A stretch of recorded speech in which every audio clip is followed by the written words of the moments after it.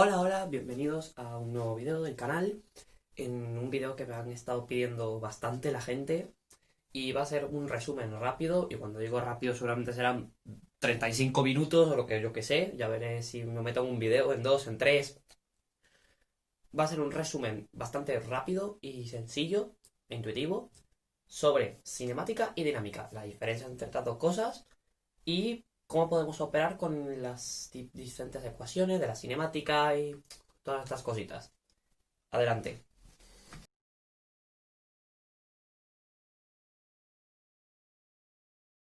Muy bien, comencemos. De primeras, ¿qué es la cinemática? La cinemática es en la rama de la física que se emplea sus esfuerzos en estudiar el movimiento de una partícula. O sea, el movimiento de cualquier cosa. Tenemos una bola que se va moviendo así.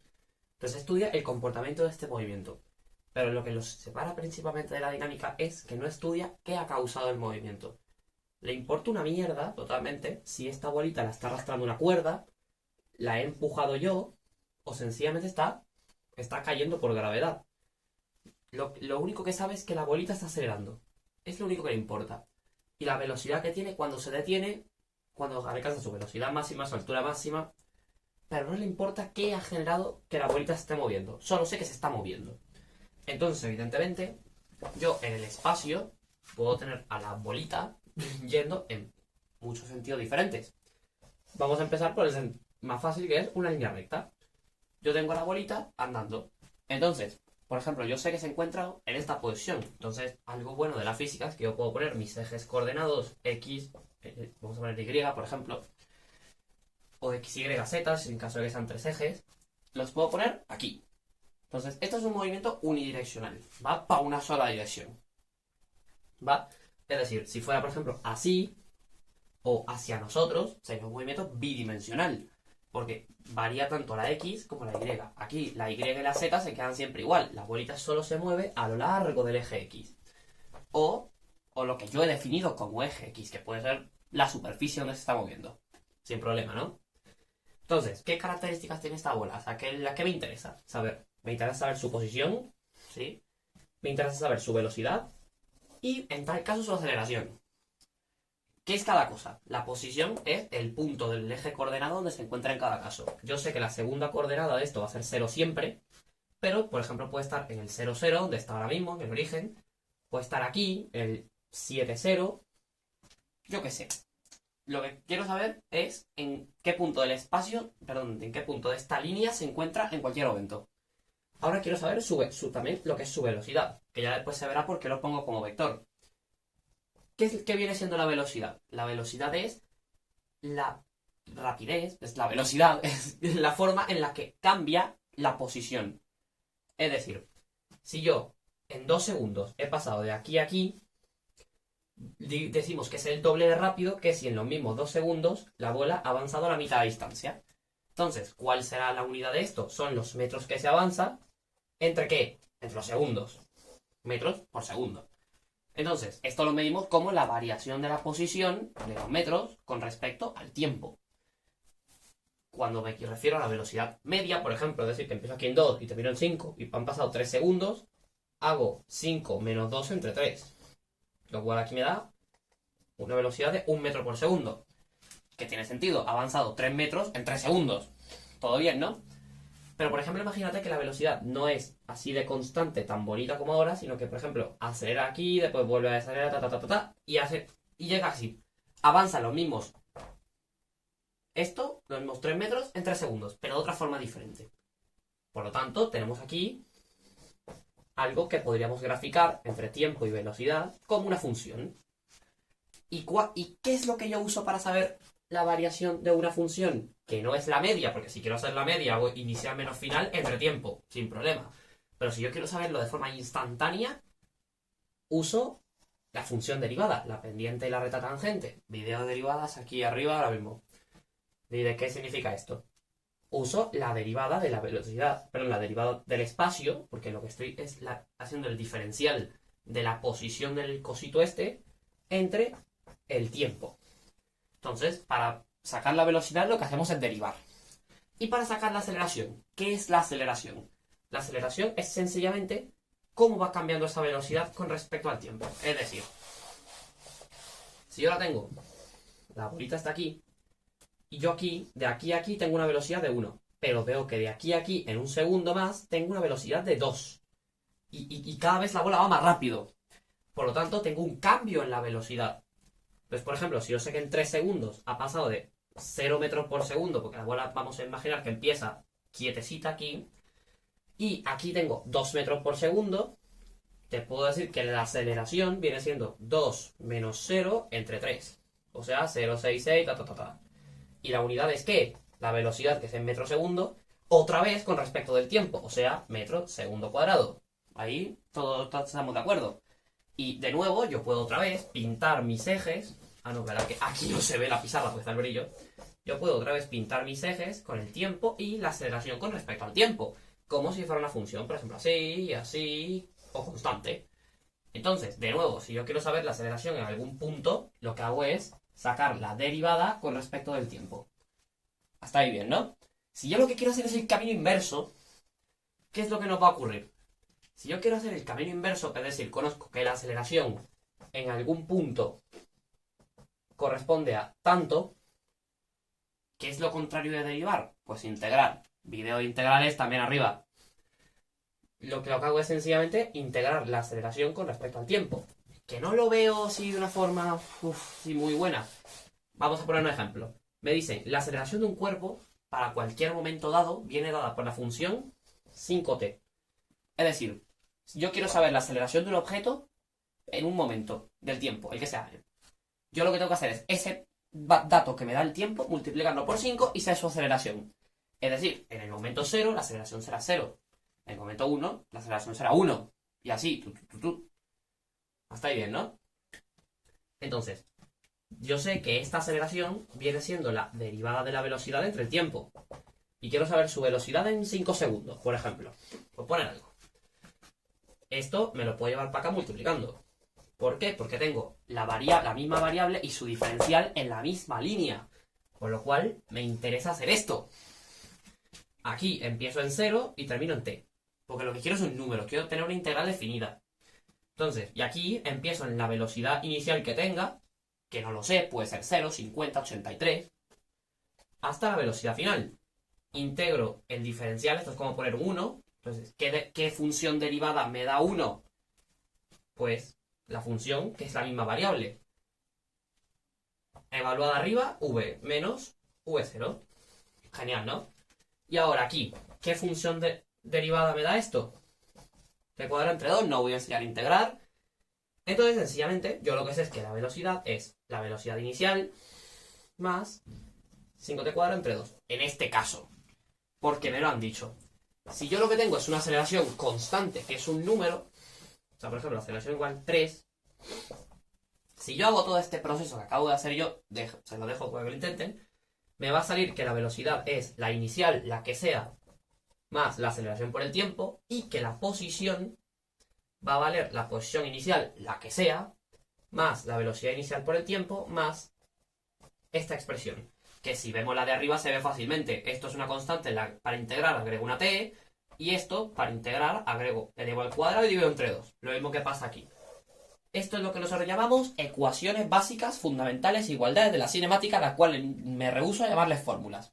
Pues aquí las tenemos. Con estas podemos resolver casi cualquier problema que nos presente en una sola dimensión. ¿Por qué? Porque un problema cinemático o una dimensión, o conocemos bien el tiempo, o conocemos el espacio, es decir, la posición, o conocemos la aceleración, o la velocidad inicial, o varias de ellas.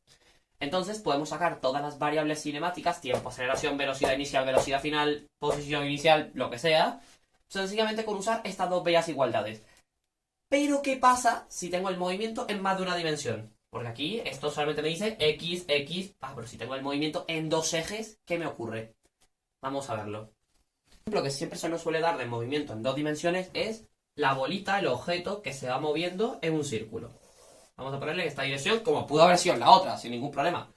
En un círculo alrededor de un centro y con un determinado radio, r. Esto es lo que sabemos hasta ahora.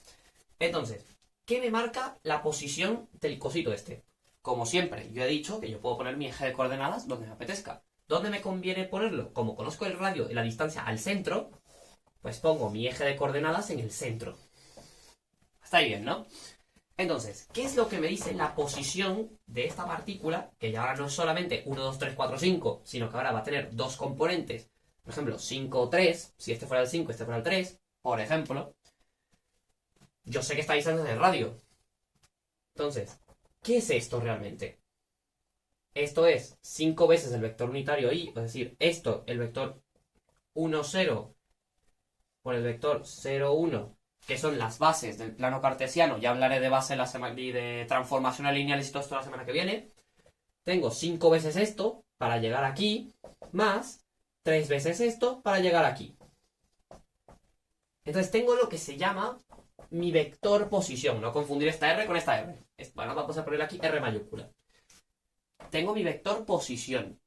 Y eso es lo que hacía las veces de la posición, por ejemplo, igual x igual a 7 anteriormente. Entonces lo trato exactamente igual que como hacía la vez pasada. Si yo quiero sacar el vector velocidad en cualquier momento, únicamente lo que tengo que hacer es sacar la derivada de este vector posición, la cual es bastante, se puede ver intuitivamente que es derivar la componente x y derivar la componente j, perdón, la componente y con respecto del tiempo. Es decir, si yo tengo esto, sencillamente su velocidad va a venir dada por 5ti más 3tj metro por segundo. Y su aceleración, lo mismo, ¿ves? Sería ir derivando. Y si quiero hacer el paso inverso, pues hacia atrás. Entonces yo tengo la posición de la partícula, la velocidad de la partícula y la aceleración de la partícula. Pero es que aquí, al ser un movimiento en dos dimensiones, tengo varias magnitudes diferentes. Yo sé que la velocidad, si yo pongo algo a girar, yo sé que la velocidad va en la dirección... Disculpa, en la dirección del movimiento. Es decir, si la partícula se mueve así, la velocidad va a ser así. Lo que se llama tangencial. Entonces, este vector velocidad se puede ver afectado de dos formas. O puede incrementar su módulo, que es una aceleración, porque estoy variando el módulo de la velocidad. Vamos a llamarle A1. O puede cambiar su orientación. Es decir, puede, en vez de hacer así, así, así. Siendo en la velocidad teniendo exactamente el mismo módulo que tenía antes, pero ahora con una pequeña diferencia, es que ahora, por ejemplo, no apunta así, sino así. Entonces, algo que está cambiando la velocidad, a juro y porque sí, se tiene que llamar también aceleración. ¿Y cómo hace esta aceleración? Esta aceleración viene dada hacia el centro del círculo. ¿Por qué? Porque es la que viene, la que está sirviendo como eje para que la velocidad gire y la partícula, por lo tanto, también lo haga. Aunque la velocidad sea constante, vamos a llamarle a 2. Por lo tanto, esta aceleración y esta aceleración, a uno se le llama aceleración tangencial. ¿Por qué? Fácil. Porque mide la variación del módulo de la velocidad y mantiene su misma dirección tangente. Y a 2 le vamos a llamar aceleración normal. Para los que sepan algo de geometría, se le suele llamar normal a lo perpendicular. Y si yo tengo la bolita aquí y le meto la aceleración hacia acá, es perpendicular a la velocidad de esta, porque cumple que son 90 grados. ¿Qué es lo que ocurre? La aceleración que acabo de decir yo hace un rato que obtengo derivando va a ser ya la suma de estas dos. Vamos a verlo gráficamente. Por ejemplo, aquí tengo mi partícula, su velocidad. Y tengo, por ejemplo, ahora la aceleración tangencial. O por ejemplo, vamos a ponerlo más fácil. No tengo aceleración tangencial. Solo tengo una aceleración normal y el vector aceleración completo, que va a ser este mismo. ¿Por qué?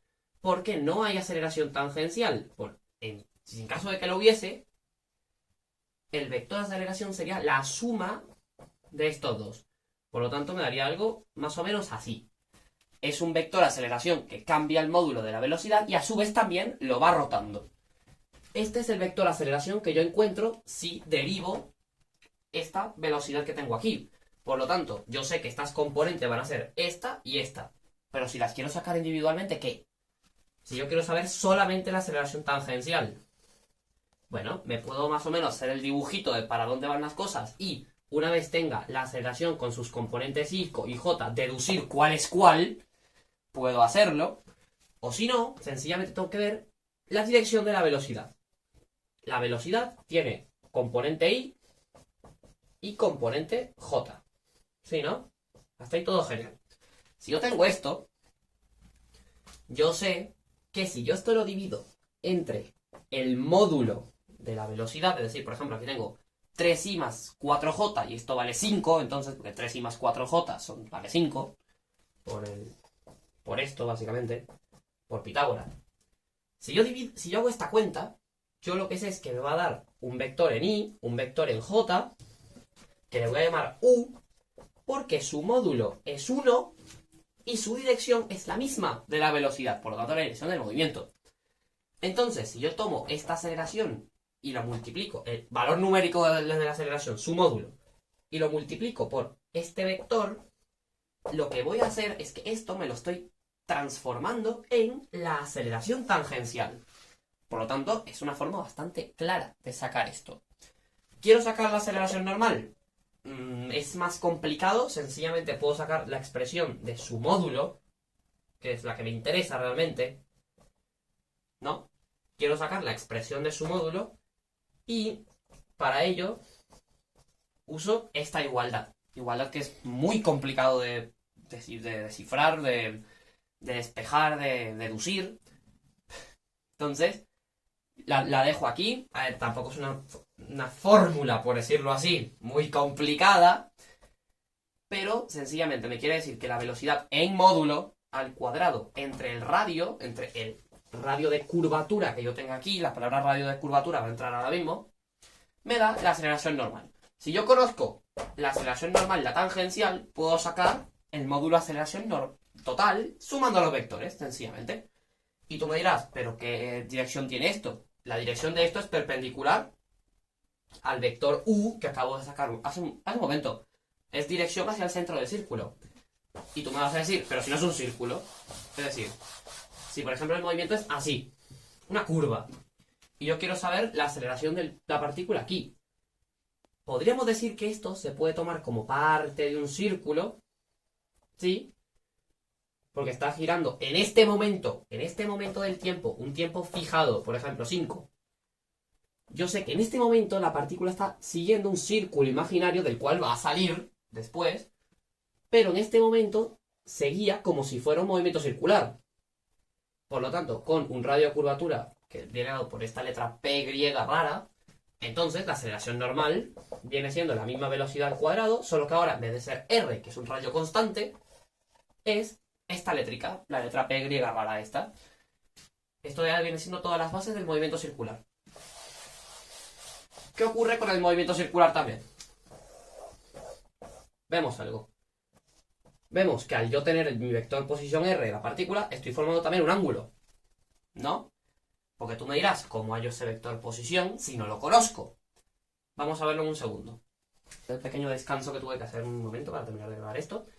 Ya sé que si yo quiero hallar el vector posición, porque hace un momento dije, tengo el vector posición, pero ¿y si no lo conozco, cómo lo sé?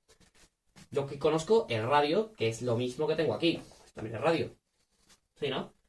Esta coordenada en X que yo tengo aquí me forma un triángulo rectángulo. ¿Sí, no? Entonces, yo sé que esta coordenada, por ejemplo, la coordenada X de este movimiento, viene siendo el radio, la hipotenusa del triángulo, ¿por qué componente?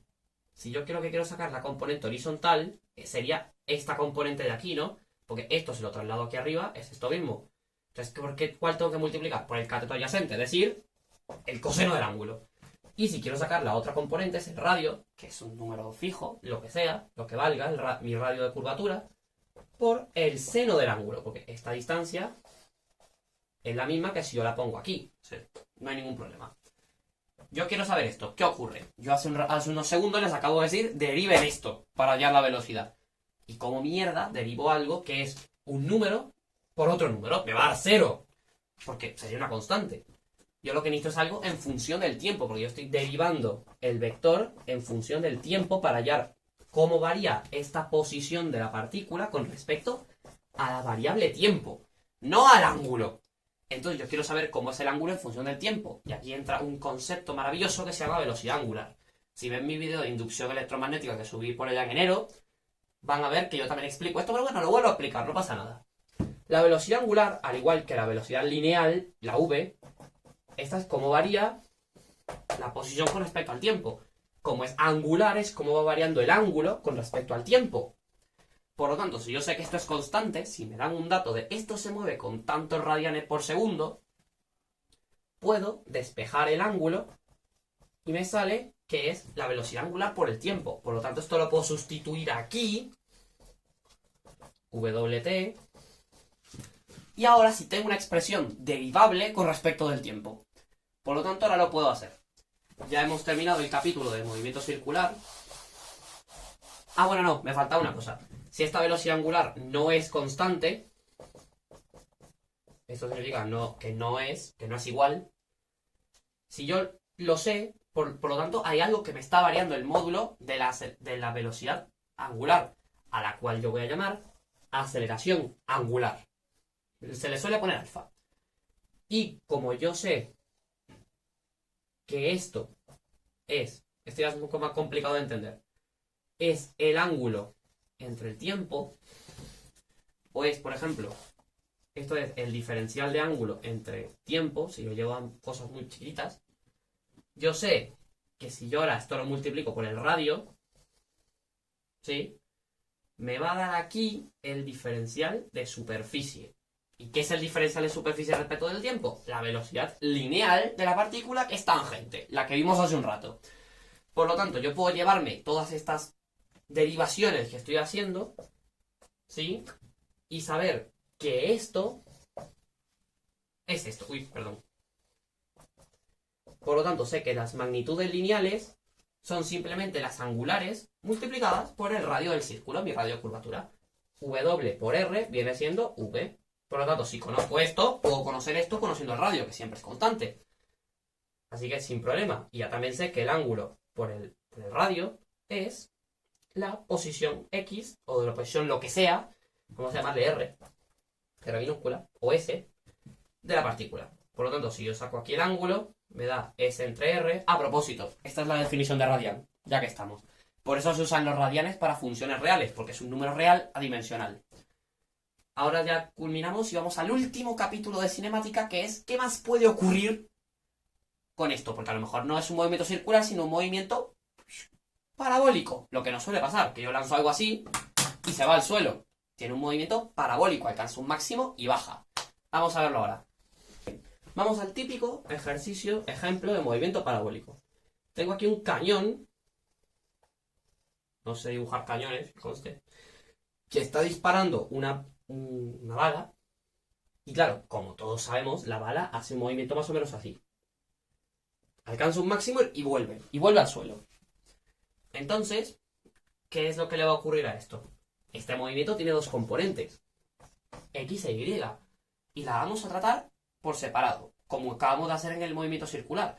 En el movimiento circular tratábamos a la componente X y a la componente Y, cada una con su igualdad, y vamos derivando cada una de forma diferente. Pues aquí vamos a hacer lo mismo, solo que aquí conocemos un dato súper importante.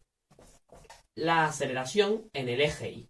¿Por qué? Porque vale menos 9,8 metros por segundo, que es la aceleración de la gravedad en la superficie de la Tierra. Que bueno, esto tampoco se va a ir a 800 kilómetros de altura, así que no hay ningún problema. El valor aproximado lo podemos usar. Entonces vamos a tratar primero el eje X. ¿Qué pasa con la velocidad? Primero que todo, esto sale con una velocidad v, la que sea. Aquí tengo un ángulo. Muy bonito. Entonces yo quiero saber la velocidad en el eje X con la que empieza. Porque esta velocidad multicomponente no me sirve para absolutamente nada. Quiero saber la velocidad en X inicial y la velocidad en Y inicial. ¿Qué ocurre con la velocidad en X? La velocidad en X, la velocidad inicial en X, viene siendo esta velocidad aquí por que este es el adyacente coseno del ángulo. Si no saben por qué estoy multiplicando esto, coseno de alfa tiene que ser igual a cateto adyacente entre la hipotenusa. Paso, multiplico ambos lados por v y me queda esto, para que no lo sepa. ¿Y qué ocurre? Yo sé que la posición es la velocidad por el tiempo, si la velocidad es constante. Que en este caso lo es, ¿por qué? ¿Hay algo que me esté acelerando a la partícula en el eje X después de que yo la lanzo con esta velocidad? La respuesta es no, porque la única fuerza que me está tirando es la gravedad. La única aceleración que hay va hacia abajo, no hacia la izquierda ni a la derecha. Por lo tanto, esto hacia la derecha, aunque parezca raro, sigue un movimiento rectilíneo uniforme. Va tranquilamente hacia la derecha. Por lo tanto, puedo tomar esto como válido. X igual a v por t. Sin problema. Entonces, x es igual a... Esta es la velocidad en el eje x. V coseno de alfa por el tiempo. Tengo una maravillosa expresión aquí que depende del tiempo. Lo cual nos sirve después para sacar otras cositas. Y la que se complica es lo del eje y, evidentemente. ¿Por qué? Porque en el eje y yo lo que tengo es un movimiento acelerado. ¿Sí? Entonces yo sé que su velocidad inicial, v0 en i, viene siendo esta velocidad inicial, la que sea que tenga, por el seno del ángulo. Porque el seno del ángulo es el cateto contiguo, es decir, el vertical, perdón, el adyacente, que es el vertical, entre la hipotenusa. Por lo tanto, tengo esto aquí perfectamente. Ahora, ¿qué ocurre? La velocidad no es constante, porque hay algo que está variando la velocidad aquí. Por ejemplo, yo aquí tengo esta velocidad, pero ahora como la gravedad está tirando para abajo, yo aquí voy a tener esta. Esta cada vez va a ser más pequeña, hasta que en este punto es cero. En este punto la velocidad es cero. Lo remarco otra vez y otra vez, porque si yo quiero saber en qué momento se alcanza el máximo de la partícula, yo tengo que saber que la velocidad en el eje y es 0 metros por segundo. Entonces, hace un rato vimos cómo era la expresión de la velocidad con respecto a la aceleración. Bien, sabiendo que la aceleración es menos 9,8. Por lo tanto, esto lo puedo sustituir perfectamente. Y yo sé que la velocidad esta es... ¿Dónde está? Aquí. Entonces, yo puedo decir que la velocidad en el eje y para cualquier instante del tiempo es la velocidad por el seno de alfa menos 9,8 veces el tiempo. ¿Sí? Y si quiero saber la posición, hacemos lo mismo de hace un rato. Lo que dije de cuando había que derivar, no sé qué, derivando hallo estas fórmulas o estas igualdades. La posición de la partícula en el eje y en cualquier momento del tiempo viene dada por qué expresión. Por la inicial, que en este caso es 0 porque está en el suelo, pero no tiene por qué, puede estar empezando desde un poco más allá. O puede ser lanzado desde esta altura y caer aquí. No hay problema. Es la I0 más la velocidad en I, 9,8, t cuadrado entre 2. Es nuestra expresión que habíamos visto hace unos momentos. Entonces, al yo conocer esto, ya puedo sacar todas las componentes de mi movimiento. Yo puedo saber en qué momento llega al máximo igualando la velocidad 0. Yo puedo saber en qué momento del tiempo está la partícula solamente metiendo el tiempo aquí y aquí, sé las coordenadas x e y. Y por último, puedo saber algo que es muy importante. Si por ejemplo digo, la bola va aquí y yo quiero que aquí pase más de 50 metros, ¿a qué velocidad tengo que lanzarlo? Yo no conozco el tiempo, por los problemas técnicos, pero bueno, tengo esto. Esto es un hermoso sistema de ecuaciones, muy bonito, donde tengo que, yo imagino que V0 lo conozco, es la velocidad con la que lanza el proyectil, y el ángulo lo conozco, pero tengo tres variables, el tiempo, la posición en X y la posición en Y. ¿Cuál es la común? El tiempo, esta que me quiero quitar. ¿Por qué? Porque ¿qué pasa si no lo conozco? O sea, ¿qué pasa si no sé cuánto tiempo ha tardado en llegar arriba? O en cuánto tiempo va a llegar. O sencillamente no me interesa. Es decir, yo lanzo un proyectil así y yo quiero saber a dónde me llega. O sea, quiero saber si yo lanzo un cañón así, ¿seré capaz de llegar a esto que está a 200 metros, por ejemplo? O si quiero que llegue a 200 metros, ¿con qué velocidad lo tengo que lanzar? ¿Me responde este tipo de preguntas? Yo lo que quiero poner es y en función de X, ¿no? Vamos a ver por qué. Yo, por ejemplo, aquí despejo el tiempo, me queda X entre V0 por coseno del ángulo, ¿no? Entonces, si yo aquí pongo y, único cálculo que voy a hacer ahora porque vale la pena, es V0 por seno de alfa, de omega, o de lo que sea, entre, perdón, por t, que es t esto, es V0 coseno del ángulo, tita es el ángulo. Eso se me va. Y me queda aquí menos 9,8 entre 2, que son menos 4,9, lo pongo directamente, menos 4,9. Esto al cuadrado. Entonces es x al cuadrado entre v0 cuadrado por coseno cuadrado del ángulo. Esto de aquí, seno entre coseno es la tangente. Entonces me queda que esto es x por la tangente del ángulo dichoso menos 4,9x al cuadrado por v0 cuadrado por coseno cuadrado del ángulo. Esto es para cualquier movimiento parabólico que tenga yo, jamás de los jamases. O siempre que lo tenga, de hecho. Esto me sirve para ver dos cosas. Uno, puedo sacar y en función de x o x en función de y, también. Si yo quiero saber, por ejemplo, cuándo cae la partícula, o lo que sea que esté lanzando, puedo decir que la y tiene que ser 0 y despejar la x con todos los datos que tengo aquí. ¿Qué me va a quedar? Me va a quedar no sé qué x al cuadrado más no sé qué x, igual me va a quedar a y b, que es la combinación de los numeracos estos que están aquí, que es una ecuación de segundo grado. Evidentemente, una de las soluciones va a ser x igual a 0, porque si alguien, mira, si alguien no sabe cómo resolver estas cosas, te lo enseño ahora mismo. Tengo esta ecuación, ¿no? Yo puedo sacar aquí factor común. X más b igual a 0. Entonces, eso es un producto, y para que un producto valga 0, uno de los dos tiene que valer 0. Entonces tengo dos soluciones, o bien x igual a 0, lo cual es evidente que va a ser siempre una solución de mi ecuación de aquí, porque es el punto en el que he empezado, matemáticamente está bien, pero no es el punto que me interesa. El que me interesa es que esto valga 0. Ax más b igual a 0. Entonces, calculo A, calculo B a partir de todas estas cosas, y hago que esto valga 0, y aquí puedo saber, me va a despejar la x para la cual esto es 0, es decir, la x en el que cae mi proyectil al suelo o a donde sea que lo tenga que llevar. Si, por ejemplo, yo necesito que la altura sea 50 metros, aquí no igualo a 0, sino que igualo a 50. ¿Y qué es lo que tendría? No tendría una ecuación de este tipo, sino que tendría aquí menos 50 igual a 0, la cual se resuelve con el mantra de los matemáticos de menos b más menos raíz cuadrada, b cuadrada, todo esto. Se resuelve con la cuadrática de toda la vida. Pues ahora sí que he terminado cinemática, por fin. Se me va a hacer bastante largo esto, así que voy a dejar dinámicas para otro vídeo. Ya a lo mejor la próxima semana, no sé. Pues muchísimas gracias. Hasta luego.